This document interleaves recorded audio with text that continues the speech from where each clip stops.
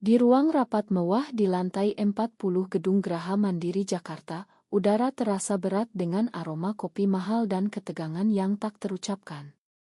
Lestari berdiri di samping pria yang tak pernah dicintainya, tangannya gemetar saat pena emas itu hampir menyentuh kertas kontrak pertunangan yang akan mengikat hidupnya selamanya dengan putra mitra bisnis ayahnya. Tapi saat pintu kayu berat itu terbuka pelan, semua mata di ruangan langsung tertuju pada sosok wanita bertubuh tinggi yang melangkah masuk dengan langkah mantap, jas hitamnya rapi tanpa kerut, dan aku, Aira, muncul di sana sebagai pemilik mayoritas rahasia perusahaan yang sebenarnya mengendalikan seluruh kesepakatan ini. Senyum tipisku menyembunyikan badai di dada. Ruangan yang tadinya hening langsung dipenuhi bisik-bisik. Pak Surya, ayah Lestari, membelalakan mata seolah melihat hantu. Aira, kau apa yang kau lakukan di sini? Tanyanya dengan suara tertahan, sementara Budi, calon tunangan Lestari, menatapku dengan bingung bercampur curiga.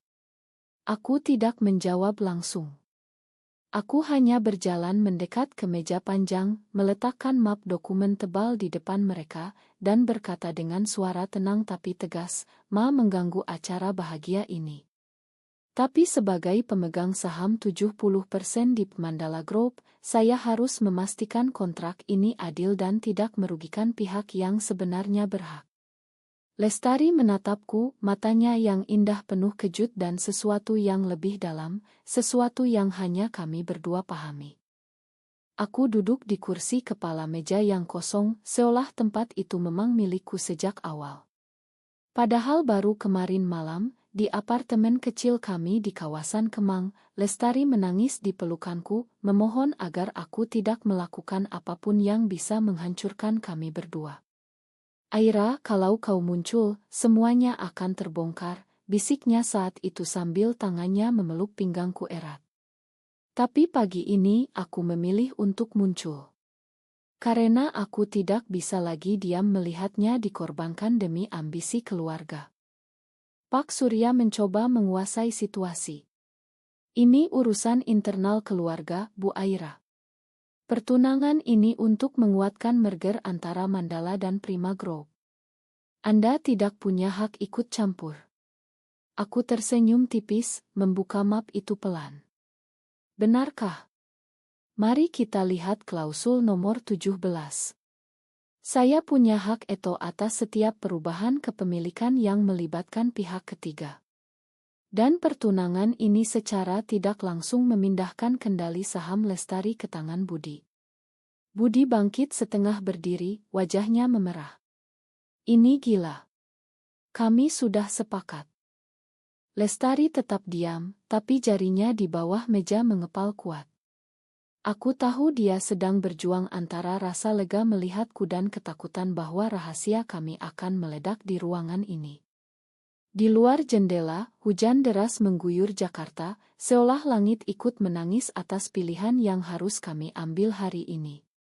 Aku melanjutkan, suaraku tetap dingin, "Kita bisa bicara empat mata setelah ini, Pak Surya. Tapi kontrak ini tidak akan ditandatangani hari ini." Ruangan semakin tegang. Aku melihat Lestari menunduk, bahunya gemetar kecil. Ini baru permulaan. Aku tahu, dengan muncul di sini, aku telah memilih jalur yang tak bisa kembali. Cinta kami mungkin selamat hari ini, tapi ambisi yang selama ini kami bangun bersama bisa hancur besok. Malam sebelumnya, di apartemen kami yang tersembunyi di balik pohon-pohon kemang, Lestari datang dengan mata sembab. "Ayahku tidak memberi pilihan, Aira," katanya sambil memelukku dari belakang, dagunya bertumpu di bahuku. "Mereka bilang kalau aku tidak bertunangan dengan Budi, perusahaan keluarga akan bangkrut. Prima Group sudah menawarkan pinjaman besar, tapi syaratnya pernikahan." Aku memutar tubuhku, memandang wajahnya yang cantik dengan garis rahang tegas khas orang Jawa Sunda. "Dan kau mau menyerah begitu saja?" tanyaku pelan. Lestari menggeleng, tapi air matanya jatuh lagi. "Aku tidak mau kehilanganmu. Tapi aku juga tidak mau kehilangan warisan ayah." Kami bertemu 4 tahun lalu di kampus Universitas Indonesia, saat aku masih menjadi asisten dosen dan dia mahasiswa semester akhir jurusan manajemen. Saat itu aku sudah diam-diam membeli saham Mandala melalui perusahaan bayangan, membangun kekuasaan dari bawah tanpa ada yang tahu. Lestari adalah satu-satunya yang tahu rahasiaku. Kami jatuh cinta di perpustakaan malam hari, saat tangan kami tak sengaja bersentuhan saat mengambil buku yang sama. Sejak itu, setiap malam menjadi milik kami berdua, penuh bisikan rencana dan pelukan hangat. Tapi Jakarta bukan tempat yang ramah bagi kami. Di dunia bisnis, gosip bisa membunuh karir lebih cepat daripada kegagalan proyek. Ayah Lestari, Pak Surya, adalah tipe pria konservatif yang masih percaya pernikahan hanya antara pria dan wanita untuk meneruskan garis keturunan. Kalau dia tahu putrinya mencintai seorang wanita, apalagi wanita yang kini mengendalikan saham mayoritas perusahaannya, semuanya akan runtuh. Pagi itu, setelah Lestari pergi ke kantor dengan hati berat, aku duduk di meja kerja, memandang oto kami berdua di Bali tahun lalu, tersembunyi di laci. Aku harus memilih. Kalau aku diam, Lestari akan menikah dengan Budi, dan aku kehilangan dia selamanya. Kalau aku muncul, aku harus siap kehilangan segalanya yang telah kubangun selama bertahun-tahun. Tapi aku sudah memutuskan. Aku menelepon pengacaraku. Siapkan dokumen itu. Saya akan hadir besok.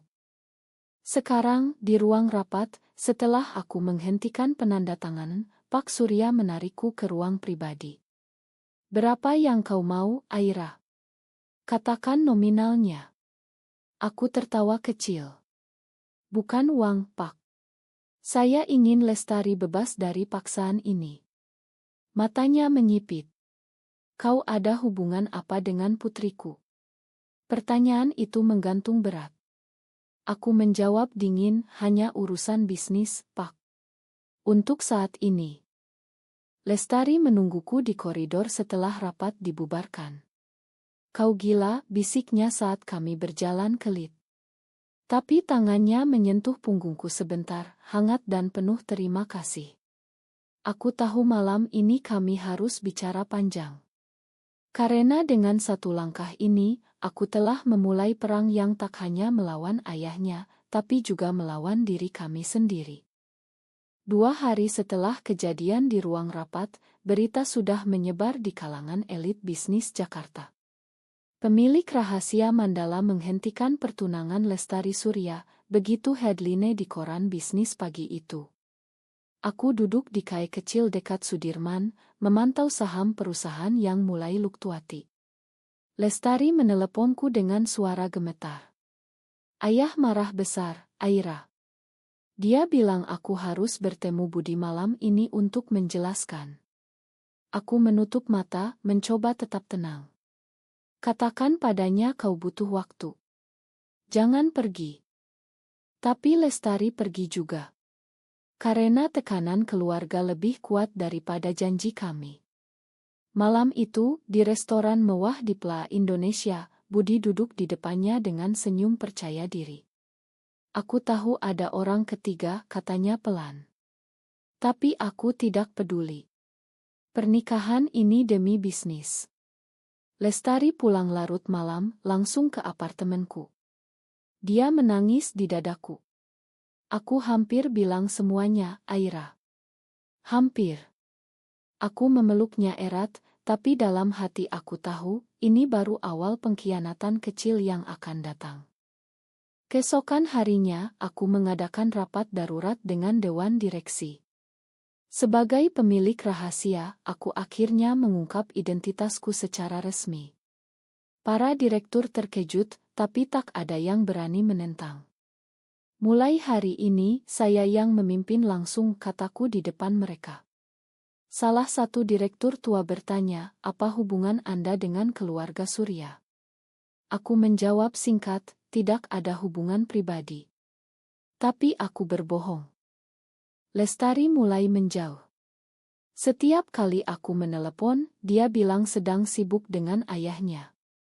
Aku tahu dia sedang diuji. Di satu sisi, dia mencintaiku. Di sisi lain, ambisinya untuk menjadi Chow Mandala suatu hari nanti membuatnya ragu. Suatu malam, dia datang dengan wajah pucat. Ayah tahu kau yang memegang saham mayoritas.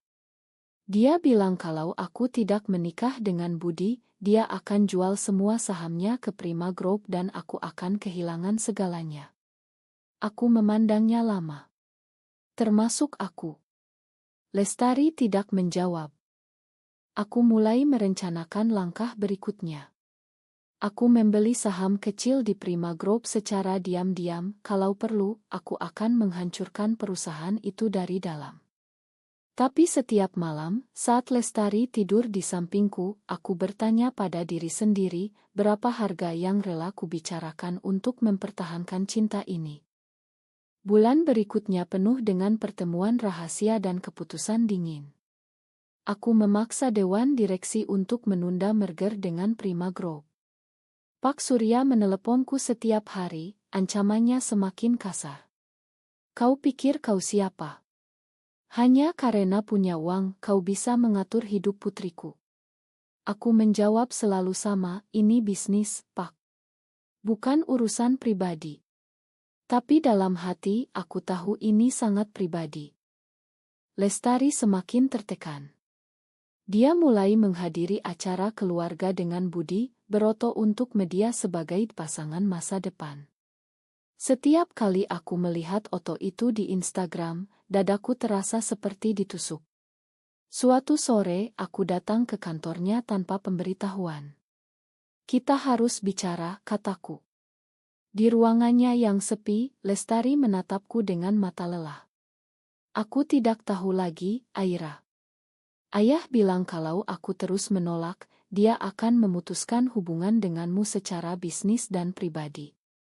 Aku menggenggam tangannya. Kalau kau pilih dia, aku akan mundur. Tapi kalau kau pilih aku, kita lawan bersama. Malam itu untuk pertama kali, kami bertengkar hebat. Lestari menangis, kau egois. Kau muncul tiba-tiba dan menghancurkan rencanaku. Aku balas dingin, rencanamu adalah menikah dengan pria yang tidak kau cintai. Dia pergi sambil membanting pintu. Aku duduk sendirian di apartemen, memandang Jakarta yang berkelap-kelip. Aku mulai berpikir, mungkin aku harus melepaskannya demi ambisiku sendiri. Tapi pagi berikutnya, Lestari kembali memelukku erat. Maafkan aku. Aku takut. Kami membuat kesepakatan baru. Aku akan menjual sebagian sahamku ke Pak Surya dengan syarat pertunangan dibatalkan. Tapi Pak Surya menolak.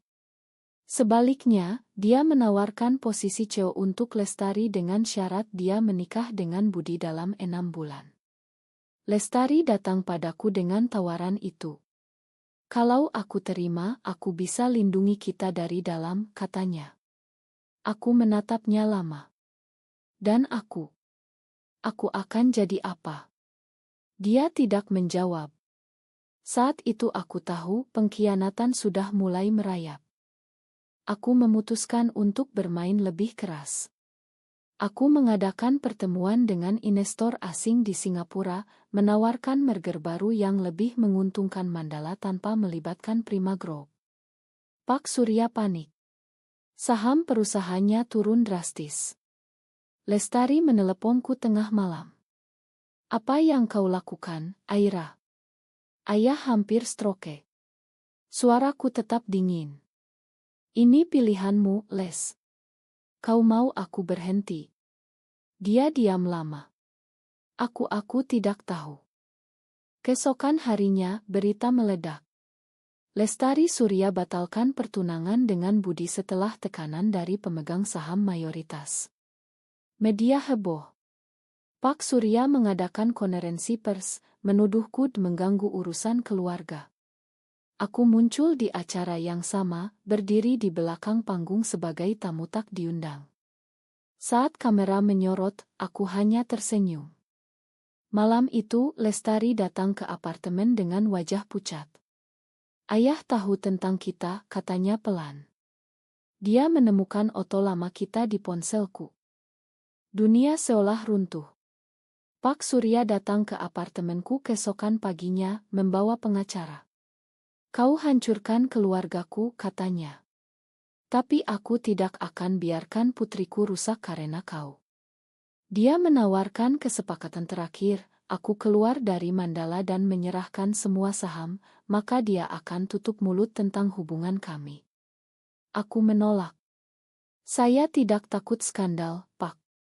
Tapi Lestari mungkin takut. Lestari berdiri di antara kami, air matanya jatuh. Ayah cukup. Tapi itu belum akhir. Malam berikutnya, Lestari menghilang. Teleponnya tidak aktif.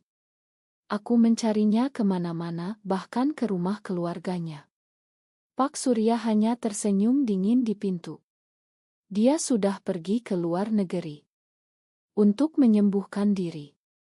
Aku tahu itu bohong. Lestari dipaksa pergi. Aku duduk di lantai apartemen kosong memeluk oto kami. Semua yang kubangun, semua pengorbanan, berakhir seperti ini. 3 bulan kemudian, Mandala Group hampir bangkrut. Sahamku yang tersisa tak berharga lagi.